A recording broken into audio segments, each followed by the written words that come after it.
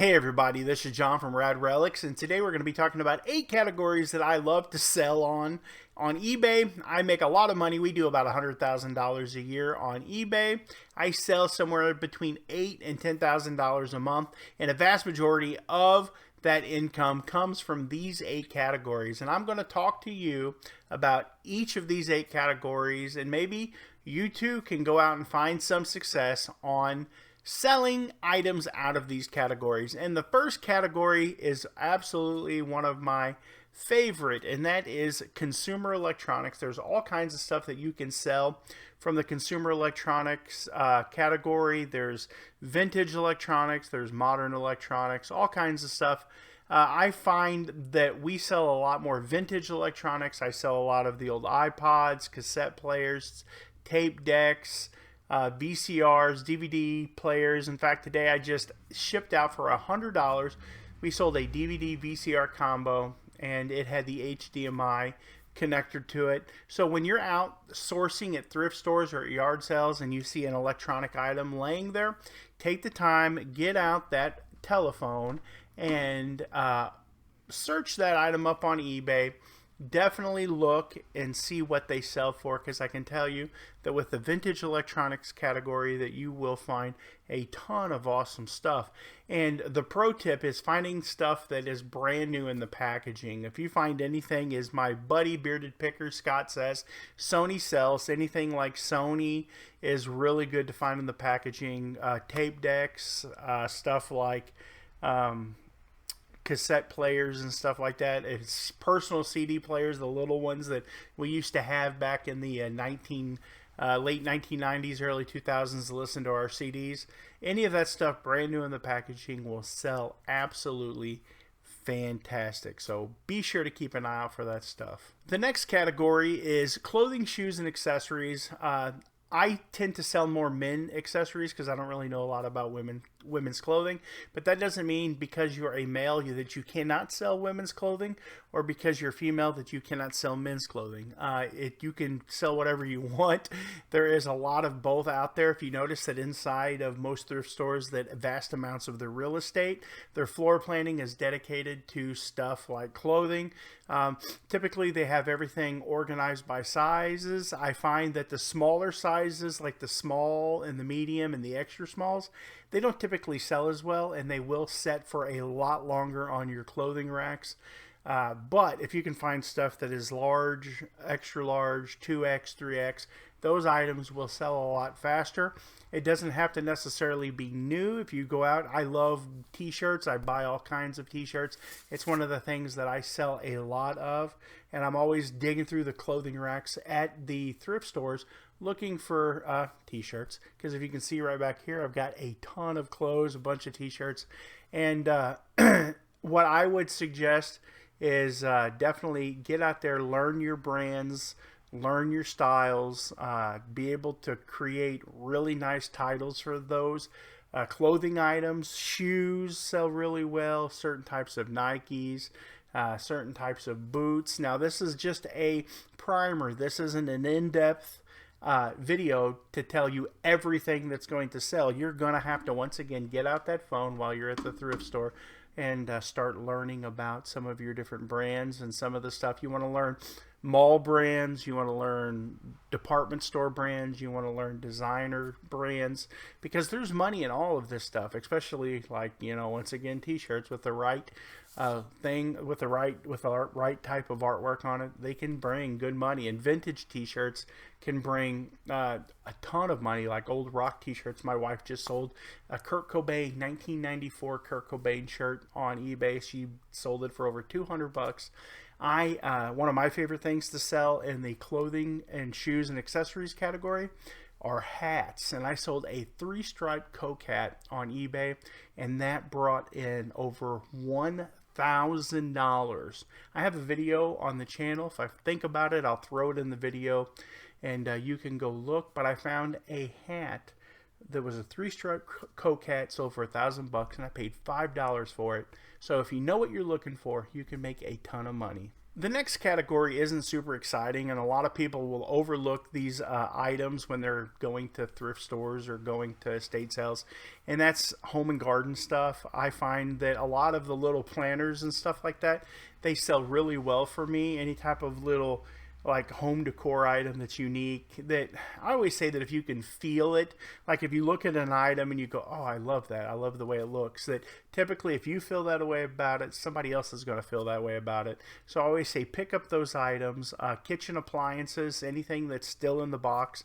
A few months ago I picked up a coffee maker that was a space saver, under counter coffee maker, and I bought it at the estate sale. I want to say I paid like $40 for it, and I ended up selling it on eBay for $170. Anything, people are going tiny, they like these little tiny homes, little cabins, and anything that can save countertop space, anything that could be mounted underneath a counter or underneath a cabinet, that stuff sells really well. Then you have knives like Cutco knives and stuff like that, old hickory, just really nice stuff. You can definitely make a ton of money if you spend your time at the kitchen at these estate sales, walking through looking for stuff. I have made literally tens of thousands of dollars selling old percolators, old coffee pots, pieces. If in doubt, part it out.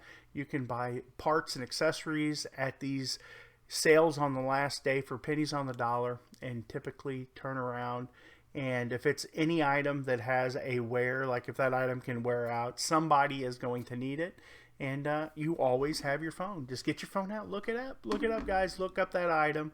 And if it sells, there you go. You've made some money. This is probably my second favorite category to sell in on eBay, and it's toys and hobbies. Stuff that like takes up people's time, stuff that people can get involved in, stuff like card games or collectibles. They make a lot of money. People love stuff that reminds them of their childhood. So there are toys that came out in 2010 that now that generation of kid is now an adult and they're in their early 20s. You know, some of those toys can sell for a bunch of money. In the next few years, we're going to see stuff like Paw Patrol just blow up, I believe, because people are going to be like, oh, I want that stuff. I remember Paw Patrol. It reminds me of a better day and a better time. And so when you're out, definitely be looking for games, action figures, dolls, any hobby-related items that could be out there. And don't be afraid to ask. If you go to a yard sale, be like, hey, do you have any vintage video games? Do you have any sports memorabilia? Do you have any ball cards? Anything that you could pick up, and maybe they didn't think of putting it out in the yard sale because they either thought that it was too good or that maybe nobody would have interest in that old video game stuff. So definitely be on the outlook whenever you're out and about for toys and hobby stuff. This next section is one of my wife's absolutely favorite things to find when we're out. She'll make a beeline for the bathroom at the estate sale, and it's health and beauty stuff. Definitely skincare products, cosmetics, wellness items. I always keep some of that stuff. This is a bag of Epsom salts that I bought that I just kept that for personal use.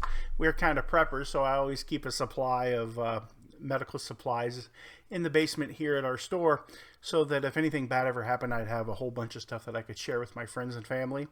And but skincare products, there is a downside to it, like perfumes and lipsticks and makeups and stuff like that, that typically when you sell these items on platforms like eBay, they have to be new. You can't sell them as used. eBay will kick your item off of the platform. So it's important to find these items as new, sell them as new. And if you do find items that are used, like perfumes and stuff like that, that aren't body contact items, I'll typically take those and put them over on Macari, and I've not had any problems with that so far. I don't know as of the recording of this if they've started, putting the cuffs on people and telling them not to sell used perfumes over there, but as of right now, I've had no problems doing that. As a 5'9", 300-pound fat guy, one of the things that I've never been too interested in is sports stuff, but whenever I'm out and about and I see it, I will absolutely buy it. If you see this bag right there, that is actually a game-used St. Louis Cardinals bag that was owned by Bob Forsch for the St. Louis Cardinals. I ended up picking that up at a yard sale. 3 pairs of pants. 2 were owned by Vince Coleman, and I've got a game used baseball jersey over there that's in my personal collection of stuff. And and that stuff wasn't even at the yard sale. I asked them if they had anything like, video games, sports stuff, and they go, "Oh, I've got this," and I ended up paying $50 for 4 pieces of uniforms, 3 pairs of pants, a jersey, and that bag, and I paid $50 for everything. So I got 5 pieces of St. Louis Cardinals memorabilia for $10 a piece. And I don't know what they're worth, but I mean, come on, people. We know they're worth more than $10 a piece. That's for sure. And anyways, you just have to be on the lookout for ball gloves, basketballs, baseballs, baseball bats, golf clubs. All of this stuff can bring big money when you're out looking to find stuff to sustain your lifestyle by selling on eBay. Definitely do not be afraid. Once again, research. Get out there, look, and be sure to use your phone, and you will find all kinds of neat stuff. Okay, the last category that we have here are jewelry and watches. It's one of my favorite categories to sell in. I don't know if you can see that too well, but that is actually a diamond-studded tennis bracelet. It's 18 karat gold, has a ton of diamonds in it, and I bought that out of a storage locker. I bought a storage locker with a bunch of stuff in it, and one of the items in there was that jewelry bracelet that was hiding in a little pouch in some random tote. So you just never know what you're going to find when you're out. Always keep with you maybe like a little jeweler's loop. You can buy them off eBay. They're a magnifier. You can see what carat your jewelry is. It would be a good idea to maybe buy an acid testing kit, but be careful with that. Those acid testing kits can be very dangerous if you do not use proper precautions. I just want to say that because I don't want anyone to buy one and then get hurt. They're dangerous, but you can test to see what type of gold it is or silver. And but the things that really sell well are, you've got rings, watches, necklaces, pendants, and other accessories. Something to remember, that jewelry, to be worth money, doesn't necessarily have to be like 18 karat gold with diamonds. Some pieces that are signed costume jewelry, that's the word I'm looking for, signed costume jewelry, they are worth really good money. I've sold pieces for a couple $100 a piece. You have Trifari, Monet, you have one that's called art. There's just tons of them. Anything that you find with a signature on it, it's definitely worth getting that phone out and doing your research. And you can use things like Google Lens now, where you can just take a picture of the piece of costume jewelry. It'll search the internet for you, and it will most likely bring that up. In fact, Google Lens is probably the best thing and the worst thing that's happened to reselling in a while, because it's just narrowed the field. It's flattened the field for everyone who is a reseller. It just makes it so easy for anyone who doesn't know anything to do research and to know something about everything. I think that makes sense. I think you understand what I'm trying to say there. So I hope you guys enjoyed the video. Just a small primer over 8 categories that you can look at when you're out doing your reselling thing. If you don't know what sells, these are 8 great categories for you to go out and to do your research, and most likely find something on every trip out if you use each one of the categories that I have told you about in this video. So if you would, go down and hit that subscribe button, and be sure to give us a thumbs up if you like the video. You have a good day, and God bless.